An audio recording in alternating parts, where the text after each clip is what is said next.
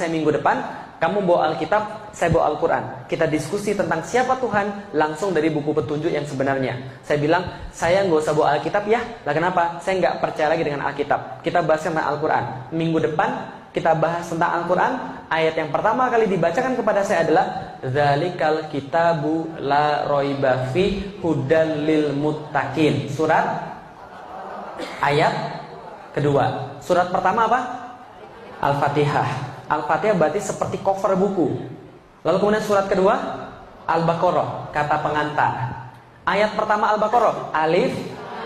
Ayat kedua, Dzalikal kitabu la raiba fi hudal lil muttaqin. Berarti kata pengantarnya begitu. Pas baca kata pengantar, baru-baru saya bilang apa? Sombong betul kitab ini. Lah kenapa? Baru di awal-awal sudah mengatakan bahwa dia tidak ada kesalahan, sempurna. Emang yang buat siapa? Lalu kemudian saya protes, Kang, kalau begitu ini kitab salah. Lah kenapa? Belum apa-apa dia bilang bahwa kitab ini sempurna, tidak ada keraguan di dalamnya. Sedangkan menurut saya manusia nggak mungkin sempurna. Karena manusia nggak sempurna, maka buatan manusia juga nggak sempurna. Karena pikir saya yang buat Al-Quran adalah manusia, padahal bukan. Wajar nggak saya mikir begitu?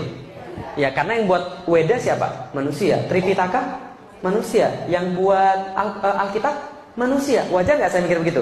Wajar. Tapi ustadznya bilang enggak, ini nggak sama kayak yang lain. Ini yang buat bukan manusia, langsung dari Tuhan pencipta semesta alam.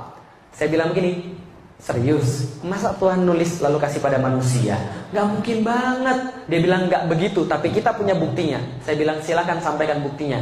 Disampaikan kepada saya dari surat yang sama, ayat yang berbeda. Surat Al-Baqarah 23. Wa in kuntum fi raibim mimma nazzalna ala abdina fa'tu bi suratin mithlih. Dan bila kalian tetap dalam keraguan dengan apa yang kami turunkan terhadap hamba kami Muhammad, maka datangkanlah satu surat yang semacam dengan Al-Quran itu. Ketika baca ayat itu, kepala saya kayak digebukin ibu-ibu sekalian. Bukan digebukin begini, bukan. Maksudnya gini, argumen saya hancur. Jadi landasan mikir saya hancur. Lah kenapa hancur? Karena ditantang langsung dari dasarnya. Seolah-olah Al-Quran pengen bilang begini, udah didelik, gak usah banyak ngomong. Gini aja, kalau kamu hebat, datengin yang semacam dengan Al-Quran. Satu surat aja. Di antara Al-Quran ada 114. Pilih yang mana yang paling pendek, yang mana yang paling mudah, datengin. Kalau kamu bisa, Al-Quran kalah. Tapi kalau kamu gak bisa, ikut aja Al-Quran. Simple gak? Fair gak? Seperti saya bilang gini, ibu-ibu yang di sini yang merasa hebat, ayo kita berantem 1 lawan 1. Kalau ibu-ibu kalah, jadi anak buah saya. Kalau saya kalah, jadi anak buah ibu-ibu sekalian. Adil nggak?